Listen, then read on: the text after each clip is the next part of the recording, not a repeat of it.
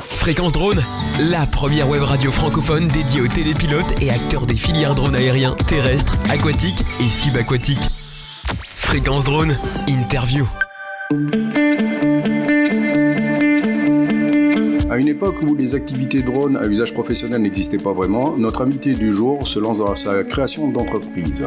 Nous avons le plaisir aujourd'hui d'accueillir la société Reflet du Monde, un des leaders en France de la prise de vue aérienne basse altitude. Première entreprise en Aquitaine à proposer des formations de télépilotage de drones civils pour les activités professionnelles, Reflet du Monde ne cesse de se développer. Patrice Rosier, bonjour. Bonjour Thierry. Alors tout d'abord Patrice, j'ai appris que tu faisais partie des personnes qui avaient été évacuées à la suite de l'incendie qui frappe la région de Bordeaux. Comment vas-tu ? Ça va très bien, en fait tout s'est calmé depuis. Il y a eu effectivement un peu de mouvement vers chez nous. Et un peu de chaud avec alors. Ouais, c'est ça. Bien, nous voici rassurés. Alors Patrice, tu es à la tête de l'une des plus anciennes entreprises de drones puisque ta première expérience remonte à 2004. Comment en es-tu arrivé à t'intéresser aux drones ? Oui, tout à fait. Alors, en fait, ça vient tout simplement au départ de l'aéromodélisme, comme certains d'entre nous qui font du drone. Donc, avec des débuts dans l'aéromodélisme dans les années 95-96. Puis voilà, ça m'a donné le goût de l'aéronautique et du drone. Et puis petit à petit, j'ai commencé à développer des projets liés au drone, et notamment en associant ce que je faisais à titre, pendant mes études en fait, sur des projets de mesures physiques par exemple, associés à l'hélicoptère radiocommandé, et ça a donné finalement les prémices du drone. Alors, cette même année, en 2004, il y a une chose qui nous a vraiment interpellés quand on a préparé cette émission, c'est que tu remportes une médaille d'or au concours Lépine pour un de tes prototypes. Une expérience merveilleuse, n'est-ce pas ? Oui, tout à fait. Donc, en fait, l'idée, ça a été d'associer, encore une fois, ma passion qui était l'aéromodélisme avec les mesures physiques dont je parlais. J'ai étudié ça en université. Et du coup, l'assemblage des deux a créé des premiers prototypes qui ont été primés. Donc, à la fois un concours Lépine régional, en fait, en région centre, et également par l'université de Touraine. Alors, cette aventure, elle ne s'arrête pas là, puisque tu rejoins l'entreprise ensuite à Novespace, où tu as participé à la formation de notre astronaute national, Thomas Pesquet. Alors, raconte-nous un peu cette expérience. Oui, tout à fait. En fait, je suis arrivé à Bordeaux pour poursuivre mon cursus scolaire, et donc j'ai étudié l'ingénierie aéronautique à Bordeaux. Et puis, j'avais à l'époque ce projet sous le bras de drone qui prenait beaucoup de place, et à un moment où j'étais à deux doigts en fait de créer une première société, j'étais déjà en lien avec un incubateur bordelais spécialisé dans la création d'entreprises. Et en fait, j'ai eu une proposition pour intégrer Novespace. Et donc, j'ai eu très clairement, comme on dit, le cul entre deux chaises, entre deux opportunités hyper intéressantes. Et j'ai fait le choix de faire une première expérience dans le milieu aéronautique, où je suis resté pendant 8 ans, donc à Novespace. D'accord. Voilà, donc je travaillais autour... dans le monde des astronautes, mais pas que, également des pilotes d'essai, des chefs pilotes d'essai chez Airbus, ATR, etc., ou des directeurs des vols du Salon du Bourget. Donc c'est une super expérience, pendant laquelle j'ai gardé tous les projets drone en parallèle, et en fait, c'est à cette époque-là que mes projets de drone sont restés au stade de projet de garage avant de prendre leur envol un peu plus tard. En tous les cas, une très belle expérience que beaucoup d'entre nous t'envieront certainement. Alors, l'aventure drone, en fait, elle commence réellement en 2010 lorsque tu rencontres Lilian Marollo au sein de Bordeaux Techno-Ouest, qui va devenir par la suite ton associé. Donc, qui est Lilian Marollo ? Oui, tout à fait. Alors, Lilian, en fait, c'est quelqu'un qui vient aussi du monde aéronautique, en fait. C'est un ancien de chez Thales, qui s'est reconverti dans la photographie et la vidéo en se spécialisant dans le monde aérien, donc notamment dans le monde du travail aérien, comme le drone avec le paramoteur au départ. Et puis petit à petit, il a vu l'outil drone arriver, et il s'est dit, soit je subis finalement cet outil, cette concurrence, soit je m'en empare. Et en fait, c'est comme ça qu'il s'est intéressé au milieu du drone, qu'il a commencé des prestations, mais avec la connaissance du monde de l'image, avec un carnet de clients finalement, mais avec des manques d'un point de vue technique à une époque où les drones sur étagère n'existaient pas en fait. En 2013, tu t'associes donc définitivement à Lilian pour créer le groupe PRDLM, alors qui provient en fait de vos initiales à tous les deux et au milieu avec le mot drone, puisque c'est Patrice Rosier, drone, Lilian Marolo, c'est bien ça. Oui, la marque Reflet du Monde existait déjà, et en fait en tant que spécialiste de l'imagerie aérienne, et donc on a voulu continuer sur cette marque. Sachant qu'à cette époque, il y avait beaucoup de sociétés de drones qui se créaient avec des noms reliés aux drones. Et donc, on a voulu aussi se différencier un peu par ça. Et donc, Lilian a porté le volet imagerie aérienne. Moi, j'ai amené le volet technique. Et avec ces deux spécialités, on s'est lancé sur la création d'un centre de formation. Puisque à cette époque, ça n'existait pas et qu'on voyait qu'il y avait une demande forte. Et que nous-mêmes, on avait finalement besoin de former nos propres... tous les gens qui sont devenus nos partenaires finalement. Donc en fait le projet était assez global puisqu'il y avait la partie formation, il y avait la partie ingénierie, conception, captation d'images, donc c'était un projet qui était quand même assez global. Oui, c'était global et en fait ça s'explique par nos parcours respectifs avec Lilian, mon associé, et avec ce projet commun de créer un centre de formation qui n'est pas fruit du hasard puisque par exemple Lilian faisait un petit peu de formation, de baptême de l'air, etc. dans le monde du paramoteur et que moi-même j'avais donné pendant toute mon adolescence par exemple des cours et je fais de la formation en aéromodélisme avec des jeunes sur le pilotage d'avion, hélicoptère et encore une fois on faisait tout ça au départ à une époque où il n'y avait pas de drone sur étagère et où on en était à embarquer des caméscopes familiaux sur des hélicoptères radiocommandés. Oui, ça devait être quand même assez épique, comme on dit. Ouais, là, on était plus sur de la formation au pilotage qu'à former des opérateurs drones qui bénéficient de toutes les assistances. Donc c'est pour ça qu'aujourd'hui encore, on est attentif à tout ça et à former des gens qui savent quelle est la part d'assistance dans le matériel qu'ils ont dans les mains, en fait. Oui, tout à fait. Alors, je crois savoir qu'à tes débuts, peu de personnes ont cru dans ton projet. Pourtant, Lilian et toi, vous grandissez rapidement et il se dit même que certains de tes concurrents sont devenus, en fait, tes clients, tout simplement. Oui, clients et partenaires, parce qu'on a tout de suite vu, par rapport à notre intériorité, notre parcours dans ce monde-là, que tout restait à venir. Moi, je dis souvent qu'on est un petit peu dans les années 30 de l'aéronautique avec le drone aujourd'hui. Il y a énormément de potentiel encore sur le marché, de choses à faire.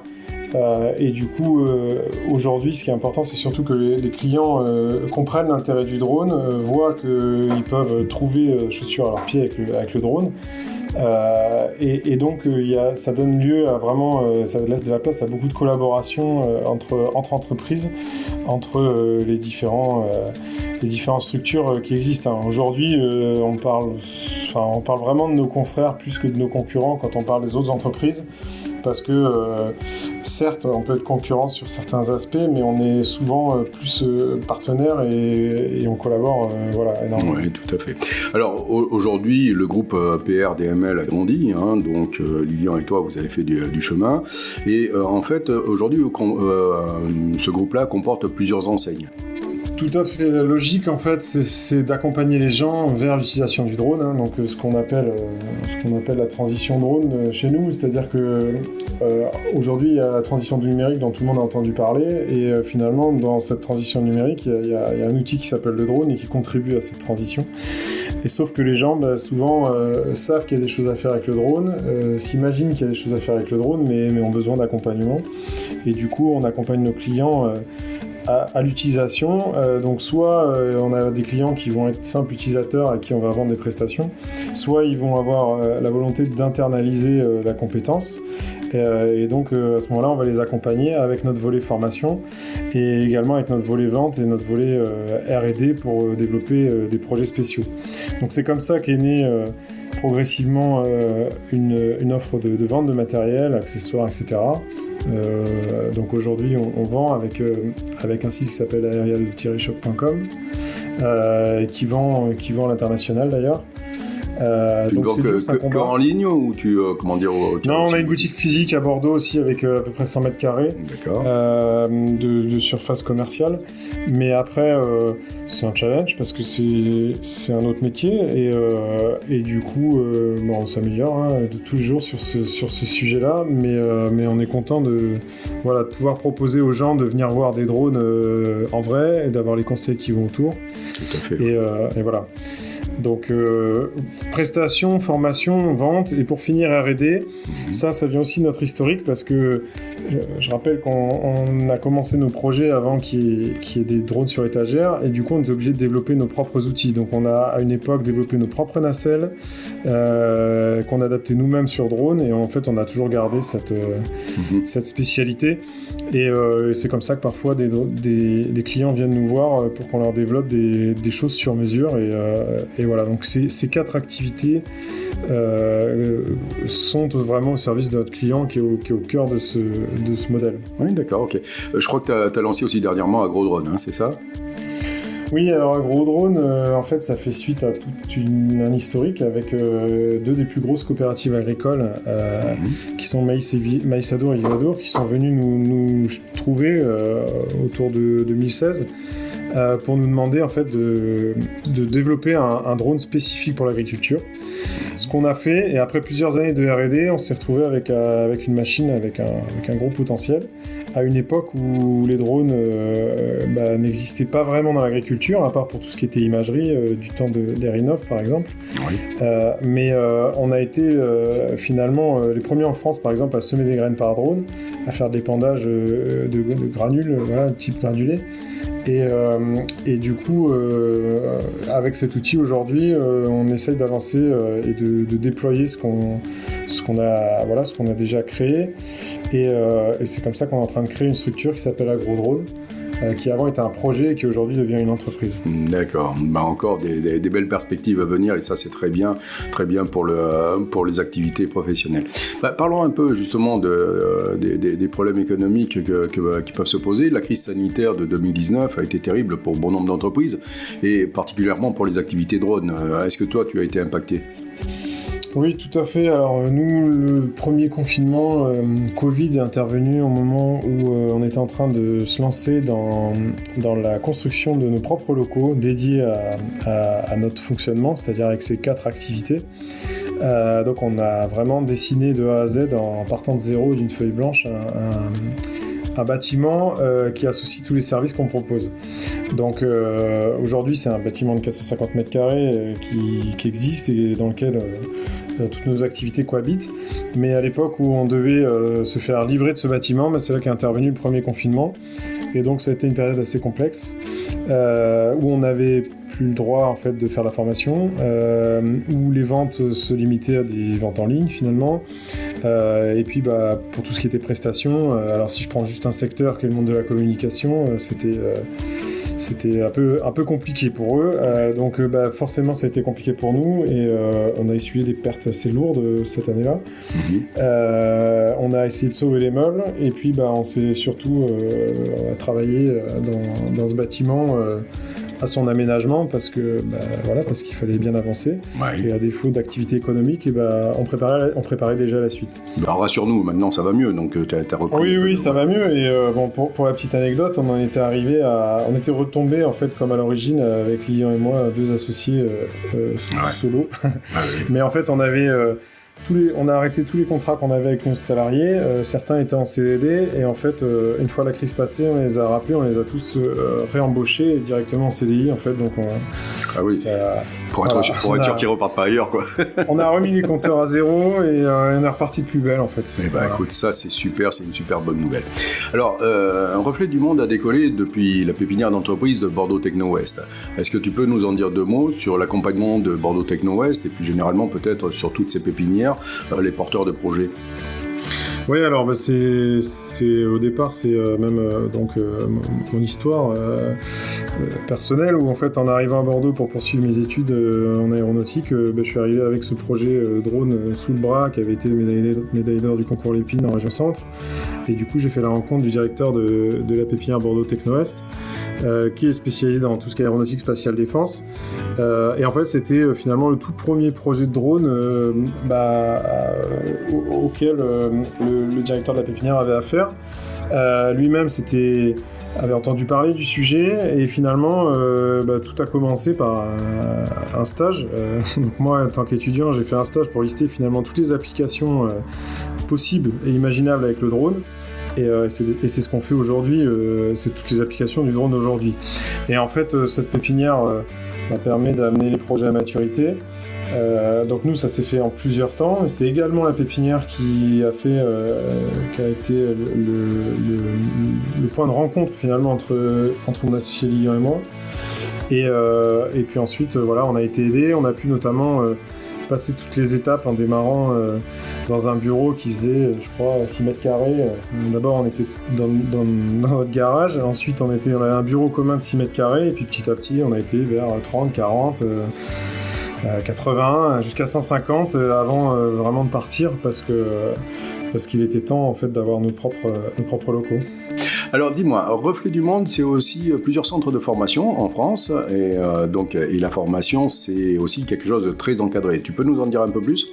Oui, alors en fait, on a effectivement été à l'origine du tout premier centre de formation en Nouvelle-Aquitaine. Ensuite, on a voulu... on s'est intéressé à des zones qui n'étaient pas encore trop... qui faisaient pas encore trop de drones, et tout naturellement moi je me suis tourné vers la région Centre qui était ma terre d'origine, et donc on a créé également le premier centre de formation en région Centre, en fait, Centre Val-de-Loire, et puis ensuite on a continué parce que le but était de se rapprocher de nos élèves, et de nos clients d'une manière générale et de nos élèves en particulier sur la partie formation, et aujourd'hui on en est à 9 lieux de formation en France. Et ça va encore évoluer puisqu'on a un partenariat avec des gestionnaires d'aéroports en France qui devraient nous aider à aller vers encore d'autres villes dans des espèces de zones blanches en fait sur notre carte de France des centres de formation. Et voilà. Donc aujourd'hui, c'est cadré effectivement la formation. Nous, par exemple, on délivre une certification de télépilote pro qui est reconnue par... à la fois par la Fédération professionnelle du drone civil et par France Compétences, et du coup ça n'existait pas au départ, donc nous on avait créé des cours, donc on a aussi participé finalement à la création même des programmes de formation qui ont été déposés au RNCP par rapport à tout notre historique. En tout cas, c'est sûr, c'est cadré, et ça s'est professionnalisé, et c'est devenu de plus en plus rigoureux en fait. Oui, tout à fait. Et alors, tant mieux. La nouvelle réglementation, celle qui arrive à l'heure actuelle, a introduit d'autres concepts de scénario de vol. Ils vont entrer en vigueur le 1er janvier 2024. Comment te prépares-tu à cette nouvelle réglementation en matière de formation ? Alors, on a déjà vécu plusieurs évolutions des programmes de formation et de la réglementation qui va avec. Quand on est centre de formation, on est de toute façon obligé d'être vraiment en veille réglementaire de manière régulière, donc c'est ce qu'on fait.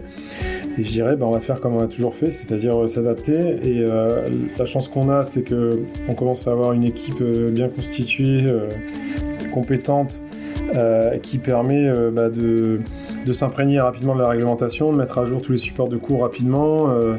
Voilà. Et après, on est également, nous, Lilian et moi, impliqués soit au sein du comité de pilotage drone et nouveaux usages d'Aerospace Valley pour moi, et côté Fédération professionnelle du drone civil pour Lilian. Et du coup, ça nous aide également à rester à jour sur tous ces aspects. Après, moi, j'invite tout le monde à être attentif à tout ce qui est webinaire organisé par la DGAC, par exemple. Oui, parce que ça sert au centre de formation, mais ça sert aussi aux opérateurs, et puis aux futurs élèves et aux futurs télépilotes. Bien, c'est parfait, effectivement, ça il faut le souligner. Alors le passage de la formation dite nationale dans la dernière réforme de 2018 à celle dite européenne de 2019 qui entrera en vigueur le 1er janvier 2024, est-ce que ça ne va pas poser des problèmes au centre de formation, cette transition-là, et avec ce passage d'une réglementation à une autre ? On est déjà dedans, parce qu'en fait, là, il y a cohabitation entre les scénarios nationaux, la réglementation européenne qui arrive, et qui est très bien, parce que ça va permettre aux opérateurs de devenir, on va dire, sans frontières, ou quasiment, parce qu'il y a quand même des petites démarches à faire, mais ça va être plutôt pas mal de pouvoir travailler à l'échelle européenne. Aujourd'hui, les deux réglementations cohabitent. Donc on forme essentiellement sur la réglementation nationale, mais tout en parlant de la réglementation européenne, on ne peut pas ne pas le faire. Mais effectivement, il y a un moment où il va falloir switcher complètement, mais finalement, ça va se faire de manière un peu progressive. Alors, toujours dans le même mouvement, combien de temps faut-il pour se former au télépilotage de drone pour une personne lambda, je dirais ? Alors du coup, chez nous, finalement, c'est des formats qui sont imposés par la certification qu'on délivre, donc on n'a même plus trop le choix. Et du coup, sur la partie théorique, on a 4 jours chez nous, et après sur la partie pratique, on a 5 jours. Donc ça fait une formation complète sur 9 jours. Et après, aujourd'hui, on a également beaucoup de catalogues, sur notre catalogue, beaucoup de différentes formations sur des spécialités métiers, donc la photogrammétrie, l'imagerie infrarouge, ou le cadrage pour le monde audiovisuel. C'est que des exemples, il y en a encore d'autres. Et du coup, ces formats-là sont des formats plus courts, sur 2 jours, qui sont des sensibilisations parfois, ou qui permettent d'avoir des bases solides, mais sur lesquelles derrière il faut encore travailler. Je suppose que tu as aussi dans ton catalogue les formations au recyclage des compétences qui vont être imposées par la nouvelle réglementation de 2019 qui rentrera en 2024. Et du coup, c'est une formation qui va apparaître dans nos catalogues sur effectivement le maintien de compétences, de manière à ce que les grands groupes puissent s'assurer, par exemple, que leurs télépilotes ont entretenu leurs compétences et sont toujours à la page. Il y a aussi beaucoup de gens qui ont été grand-périsés, et moi le premier. Mais ce que je voulais dire pour la grand-périsation, c'est que des fois on voit des télépilotes qui sont en règle, parce qu'ils ont bien demandé leur document à la DGAC pour avoir la grand-périsation, parce que suffisait pas d'attendre, il fallait quand même faire une démarche active. Mais parmi ces gens-là, il y en a certains qui n'ont jamais finalement suivi de cursus de préparation de mission. Et du coup, il y a un trou dans la raquette. Donc ces formations de maintien en compétences, ça permet de s'assurer que niveau, par exemple, télépilotage, on est toujours à la page. Ça permet aussi d'essayer des nouveaux modèles, parce que nous-mêmes, sur nos formations, on fait attention à avoir des modèles récents, pas que, parce qu'on aime bien aussi montrer les anciennes générations. Et du coup, ça permet aux gens de refaire du pilotage, décoller une nouvelle machine, et puis de refaire une passe sur tout ce qui est préparation de mission, qui est quand même la théorie aéronautique, et qui peut être complexe. D'accord. Alors, dis-moi, une formation drone, on a vu à peu près combien de temps ça prend, surtout si elle est certifiante. Par contre, à peu près le prix moyen d'une formation d'un télépilote de drone. Alors du coup, sur ces cursus complets, c'est une formation qui à ce jour vaut 3 890 € chez nous. Du coup, après, c'est souvent pris en charge par différents types de financement de la formation professionnelle, tout ce qui est OPCO, tout ce qui est également CPF maintenant. Donc voilà, c'est souvent pris en charge. Les gens d'ailleurs ne savent pas ça suffisamment bien en général, et donc il faut vraiment qu'ils fassent la démarche de prendre contact pour qu'on leur explique tout ça. On a des gens qui sont là exprès pour prendre les gens par la main, les accompagner, et avec un suivi individualisé. D'accord. Pour arriver à trouver la meilleure formule. Voilà. Typiquement, quand on parle du monde audiovisuel, aujourd'hui, c'est évident dans le monde audiovisuel que c'est une compétence qui est indispensable pour les cadreurs, par exemple, d'être télépilote de drone. Et voilà, on a tout le savoir-faire pour aller trouver les bons financements, et que ça se fasse facilement pour les gens du monde de l'image. Alors, quels sont les débouchés une fois qu'on a été formé au télépilotage de drone ? Parce que, télépilote, c'est une compétence, on est bien d'accord, mais derrière, il y a des métiers, il y a des marchés. C'est quoi les débouchés aujourd'hui pour un télépilote qui débute ? Alors aujourd'hui, le drone, c'est un outil. Tous les métiers sont en train de s'approprier cet outil, les uns après les autres. L'audiovisuel, ça a été vraiment le premier domaine pro à s'approprier l'outil parce que son usage était évident. Pour tout ce qui est sujet, par exemple, de reconversion, on conseille vraiment aux gens de partir de ce qu'ils connaissent, de leur réseau et surtout de leurs compétences professionnelles préexistantes et pour ajouter la couche drone par-dessus et pas pour faire du drone à la place et devenir tout autre chose. Ouais, tout à fait. Alors, quand on veut se former et changer de métier, tout est possible, il faut bien commencer par un bout et tout s'apprend.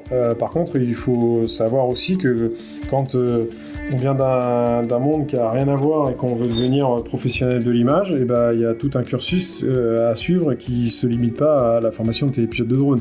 Derrière, il y a plein de choses à savoir, il faut être patient, il faut savoir aussi qu'on part avec finalement un peu de retard par rapport à un cadreur qui est déjà là et qui serait formé au drone en parallèle, quoi. On peut très bien prendre des cours de photo ou de vidéo et en même temps devenir télépilote de drone, mais il faut savoir que quand on sort d'une auto-école, on n'est pas pilote de rallye, voilà, et derrière il faut de l'expérience, on va dire, on ne devient pas aguerri comme ça, il faut pratiquer.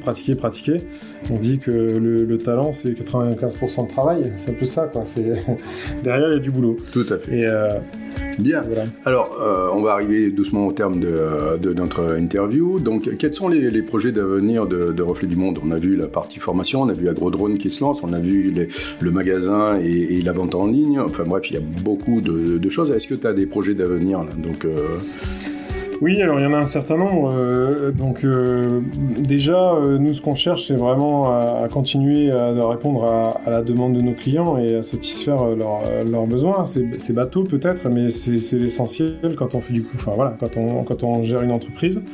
Pour ce qui est de la formation, on va chercher à se rapprocher finalement de nos élèves qui peuvent être dans des zones blanches et qui du coup, pour qui c'est compliqué de venir jusque chez nous. Donc voilà, on cherche également à établir des collaborations et même arriver à un modèle finalement de type franchise ou licence de marque parce que ça, il y aura aussi matière et parce au niveau du marché et ça va apporter des bénéfices d'être au plus près des clients grâce à un réseau et puis finalement en plus nous, encore une fois on adore ça, collaborer avec les gens, on n'est pas c'est un peu aussi ça le reflet de notre parcours avec mon associé où tous les deux chacun de notre côté on n'a pas créé d'entreprise, il a fallu qu'on s'assemble, qu'on se réunisse pour être plus fort et c'est ce qu'on cherche à faire avec de nombreux télépilotes aujourd'hui en France, hein. On travaille avec environ 25 télépilotes en externe et en plus de nos salariés et du coup on va continuer vers ça et après on continue à faire évoluer notre partie vente parce que c'est vraiment complémentaire avec ce qu'on fait et parce que on a besoin de matériel quand on est télépilote et pour finir sur la partie projet AgroDrone, on va continuer à développer nos activités et à accélérer même dans ce domaine-là sur l'agriculture. C'est un choix, l'avenir nous dira si c'est le bon choix parce qu'il y a plein d'autres secteurs qui sont intéressants dans le drone et donc on va continuer pas mal d'efforts R&D notamment pour aller vers des machines également de plus en plus grosses.